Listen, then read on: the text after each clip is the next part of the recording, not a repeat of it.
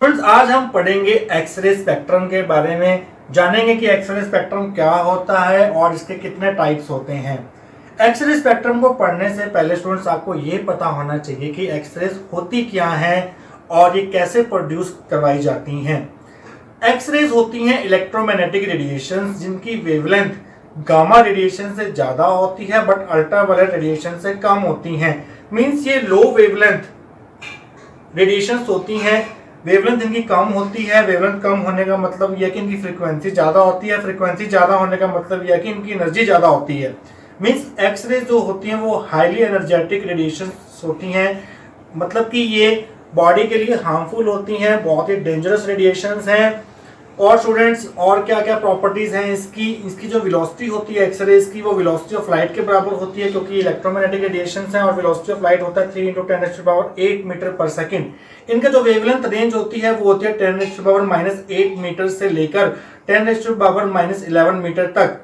और students, X-rays जो होती हैं वो बेसिकली फोटॉन्स होती हैं, इसलिए फोटॉन्स होने के कारण ये अनचार्ज रहती हैं और इलेक्ट्रिक और मैग्नेटिक फील्ड में डिफ्लेक्ट नहीं होती। एक्सरे डिस्कवर की थी जर्मन फिजिस्ट डब्ल्यू.सी. रॉन्टजन ने 1895 में।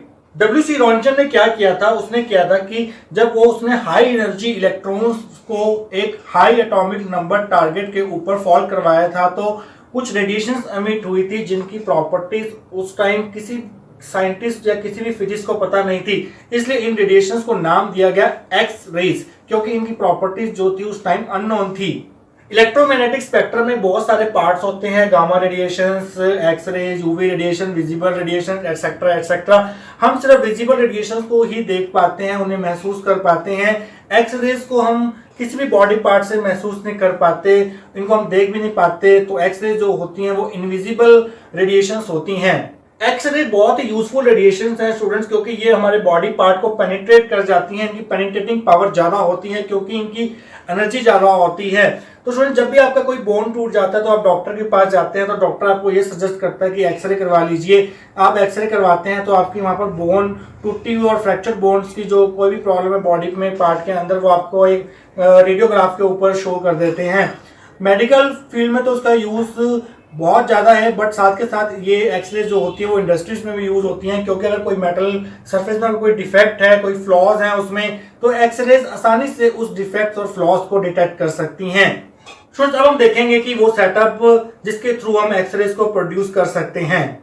तो स्टूडेंट्स, ये है वो सेटअप जिसके थ्रू हम एक्सरेज को प्रोड्यूस कर सकते हैं। स्टूडेंट्स, एक्सरे प्रोड्यूस होती हैं जब हाई एनर्जी इलेक्ट्रॉन्स को हम किसी हाई एटॉमिक नंबर वाले टारगेट के ऊपर फॉल करवाते हैं। तो सबसे पहले एक्सरेज अगर आपने प्रोड्यूस करवानी है तो सबसे पहले आपको चाहिए हाई एनर्जी इलेक्ट्रॉन्स का सोर्स।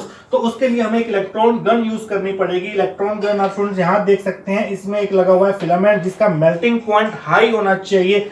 इस फिलामेंट क्या करेगा, जब इस फिलामेंट को हम फिलामेंट में करंट पास करेंगे तो ये हीट अप होगा और ये इलेक्ट्रॉन्स बीम एमिट करेगा।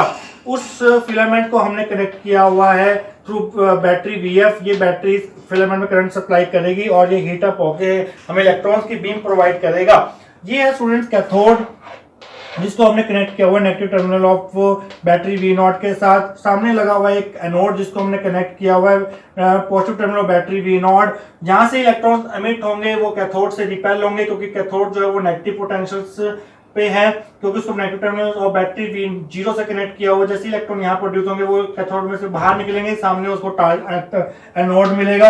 एनोड जो है वो पॉजिटिव पोटेंशियल पर है तो इलेक्ट्रॉन इसकी तरफ एक्सेलरेट होंगे। तो इलेक्ट्रॉन गन हमें प्रोवाइड करेगी एक highly accelerated fine beam of electrons. ये स्टूडेंट्स हमने लगा रखा है हाई एटॉमिक नंबर वाला टारगेट जिसके ऊपर हमें इलेक्ट्रॉन बीम को फॉल करवाना है। हाई एटॉमिक नंबर टारगेट के सबसे अच्छे एग्जांपल्स हैं टंक्शन और मॉलिबेडिनम। जब इलेक्ट्रॉन्स इस टारगेट के ऊपर फॉल करेगी तो एक्सरेज प्रोड्यूस होंगी और इस पूरे के पूरे सिस्टम को हमने वैक्यूम के अंदर रखा है ताकि इसकी वर्किंग जो है वो स्मूथ चले।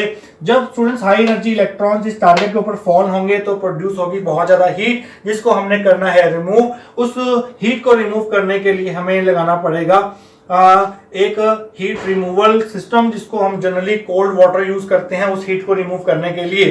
तो स्टूडेंट्स, ये है वो सेटअप जिसके थ्रू हम कर सकते हैं एक्सरेज को प्रोड्यूस। तो students, when fast moving electrons are made to fall on a target of high atomic number, X rays are produce. जब भी इलेक्ट्रॉन्स को, हाँ आपने याद रखना है स्टूडेंट्स ये बात, जब भी हाई एनर्जी इलेक्ट्रॉन्स को हम किसी हाई एटॉमिक नंबर टारगेट के ऊपर फॉल करवाते हैं तो जो रेडिएशन प्रोड्यूस होती हैं उनको नाम दिया जाता है एक्स रेज। अब हम पढ़ेंगे एक्स रे स्पेक्ट्रम क्या होता है और इसके कितने टाइप्स होते हैं। तो स्टूडेंट जब हाई एनर्जी इलेक्ट्रॉन्स को हाई एटॉमिक नंबर टारगेट के ऊपर फॉल करवाया गया और जो एक्स रेज एमिट हुई उनकी इंटेंसिटी को लैम्बडा के साथ अगर हम प्लॉट करें ग्राफ, तो कुछ ऐसा ग्राफ देखने को मिलता है। स्टूडेंट्स आप देख पा रहे हैं कि हमारे पास जो एक्स रेज मिल रही है वो हर वेवलेंथ की हमें एक्स रे मिल रही है, स्टार्टिंग फ्रॉम मिनिमम वेवलेंथ से लेके मैक्सिमम वेवलेंथ तक हर तरह की वेवलेंथ मिल रही है। मेन जो एक्स रे का स्पेक्ट्रम था वो कॉन्टिन्यूस एक्स रे स्पेक्ट्रम था और साथ में ये स्टूडेंट्स आप जो कर्व देख रहे हैं इसको बोलते हैं कॉन्टिन्यूस एक्स रे स्पेक्ट्रम। और साथ के साथ आपको यहाँ पर कुछ पीक्स दिखाई दे रही होंगी जिनको नाम दिया गया के alpha, K beta, K gamma, L alpha, L beta, L gamma, M alpha, M beta. ये जो पीक्स दिखाई दे रही है आपको, कुछ लाइंस दिखाई दे रही हैं जो कि सुपर इम्पोज्ड है कॉन्टिन्यूस एक्स रे स्पेक्ट्रम के ऊपर, इसको बोलते हैं कैरेक्टरिस्टिक्स एक्स रे, क्योंकि ये किस टारगेट एलिमेंट का कैरेक्टरिस्टिक प्रॉपर्टीज को शो करती हैं। ये टारगेट एलिमेंट पर डिपेंड करते हैं कि ये पीक कैसी आएंगी, इनकी हाइट कितनी होगी। मतलब ये टारगेट एलिमेंट के बारे में हमें इंफॉर्मेशन देती है कि टारगेट एलिमेंट हमने कौन सा है। इन लाइंस को हम स्टडी करके, इन लाइंस को अच्छे से हम देख के, अच्छे से ऑब्जर्व करके हम पता लगा सकते हैं कि टारगेट एलिमेंट कौन सा है और उसकी क्या प्रॉपर्टीज हैं। तो स्टूडेंट्स एक्सरे स्पेक्ट्रा जो होते हैं वो दो तरह के होते हैं। एक तो होता है कॉन्टिन्यूस एक्सरे स्पेक्ट्रम जो इस कर्व से रिप्रेजेंट किया गया है, और दूसरा होता है कैरेक्टरिस्टिक एक्सरे स्पेक्ट्रम। ये जो लाइंस आपको दिखाई दे रही हैं जो कि कॉन्टिन्यूस एक्सरे स्पेक्ट्रम के ऊपर ही सुपर इम्पोज्ड है, जो कि टारगेट एलिमेंट की कैरेक्टरिस्टिक्स प्रॉपर्टीज के बारे में हमें बताती हैं, इसलिए इसको नाम दिया गया है कैरेक्टरिस्टिक्स एक्सरे स्पेक्ट्रम।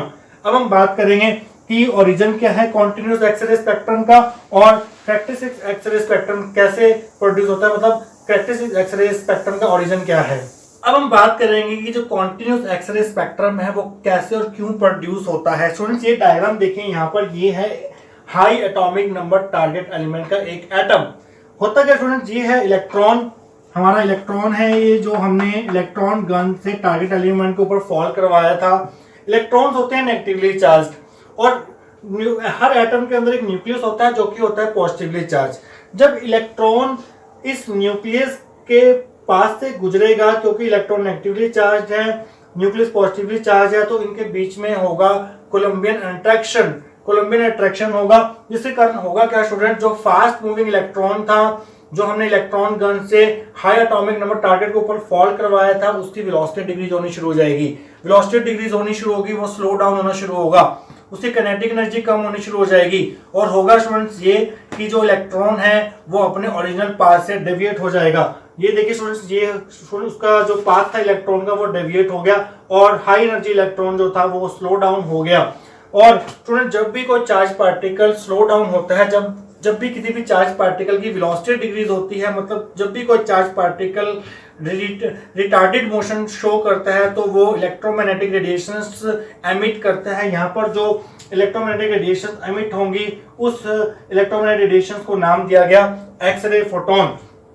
इन रेडिएशंस को बोलते हैं स्टूडेंट्स ब्रेकिंग रेडिएशंस, और इन रेडिएशंस को एक स्पेशल नेम भी दिया गया है जिसको बोला जाता है ब्रह्मस्ट्रॉन्ग। ब्रह्मस्ट्रॉन्ग की स्पेलिंग है BREMSSTRAHLUNG। ब्रह्मस्ट्रॉन्ग रेडिएशंस वो होती हैं जब भी कोई चार्ज पार्टिकल किसी भी दूसरी बॉडी के फील्ड में स्लो डाउन होता है, जब भी उसकी वेलोसिटी डिक्रीज होती है तो वो इलेक्ट्रोमैग्नेटिक रेडिएशंस एमिट करता है। उन इलेक्ट्रोमैग्नेटिक रेडिएशंस को बोला जाता है ब्रह्मस्ट्रॉन्ग रेडिएशंस या फिर ब्रेकिंग रेडिएशंस। तो ये है students continuous X ray spectrum produce होने का कारण, क्योंकि इलेक्ट्रॉन जब भी न्यूक्लियस के पास से गुजरेगा तो वो स्लो डाउन होगा। तो स्टूडेंट ये जो इलेक्ट्रॉन है ये न्यूक्लियस के बिल्कुल पास से गुजर रहा है तो ये अपनी एनर्जी ज्यादा लॉस करेगा, मतलब कि जो हमारा एक्सरे फोटोन प्रोड्यूस होगा वो कम वेवलेंथ का एक्सरे फोटोन प्रोड्यूस होगा, क्योंकि जो इनकमिंग इलेक्ट्रॉन था उसने ज्यादा एनर्जी लूज कर दी क्योंकि न्यूक्लियस के बिल्कुल पास से गुजर रहा था। तो आपको ये जो एक्सरे फोटोन मिलेगा वो मिनिमम वेवलेंथ का मिलेगा। और दूसरा कोई इलेक्ट्रॉन अगर न्यूक्लियस से थोड़ा दूर से गुजरेगा तो वो अपनी एनर्जी कम लूज करेगा, तो आपको ज्यादा वेवलेंथ का एक्सरे फोटोन मिलेगा। और कोई तीसरा अगर इलेक्ट्रॉन है वो न्यूक्लियस के थोड़ा दूर से जा रहा है तो वो अपनी एनर्जी और कम लूज करेगा, तो आपको ज्यादा वेवलेंथ का एक्सरे फोटोन मिलेगा। मींस स्टूडेंट्स आपको डिफरेंट एक्सरे एक्सरेज फोटॉन्स मिलेंगे जिनकी जो वेवलेंथ होगी वो मिनिमम वेवलेंथ से लेकर मैक्सिमम वेवलेंथ की जो एक्सरेज मिलेंगी आपको, मतलब कि आपको जो स्पेक्ट्रम मिलेगा वो कॉन्टिन्यूस स्पेक्ट्रम होगा एक्सरेज का। अब हम निकालेंगे वो मिनिमम वेवलेंथ जिसके साथ एक्सरे फोटोन एमिट होगा। अब हम बात करेंगे उस मिनिमम वेवलेंथ की जो एक्सरे फोटोन के पास होगी। तो स्टूडेंट्स, एक्सरे फोटोन जो होता है, एक फोटोन के पास एनर्जी होती है एच न्यू। तो मैक्सिमम एनर्जी कितनी होगी एक एक्सरे फोटोन के पास, वो होगी h nu maximum. Nu maximum है maximum frequency of x-ray photon. ये किसके इक्वल होगी? जब भी किसी भी चार्ज पार्टिकल को हमने इलेक्ट्रॉन्स को, हाई एनर्जी इलेक्ट्रॉन्स को हमने फॉल करवाया था हाई एटॉमिक नंबर टारगेट के ऊपर, तो इलेक्ट्रॉन को हमने पास करवाया था वी नॉट पोटेंशियल डिफरेंस में जब हमने एक्सरे प्रोड्यूस की थी। तो किसी भी चार्ज पार्टिकल, मानो इलेक्ट्रॉन है, अगर उसको हम वी नॉट पोटेंशियल डिफरेंस में से पास करते हैं तो उसके पास इतनी काइनेटिक एनर्जी आ जाती है, इतनी एनर्जी आ जाती है ई वी नॉट के बराबर। तो मैक्सिमम एनर्जी जिस एनर्जी के साथ एक्सरे फोटोन एमिट होगा वो होगा मैक्सिमम एनर्जी ऑफ इलेक्ट्रॉन, वो गेन करेगा जब उसको हम वी नॉट पोटेंशियल डिफरेंस में से पास कराएंगे। और वो एनर्जी होती है charge multiply potential difference. Charge होता है इलेक्ट्रॉन के पास ई और पोटेंशियल डिफरेंस होता है वी नॉट।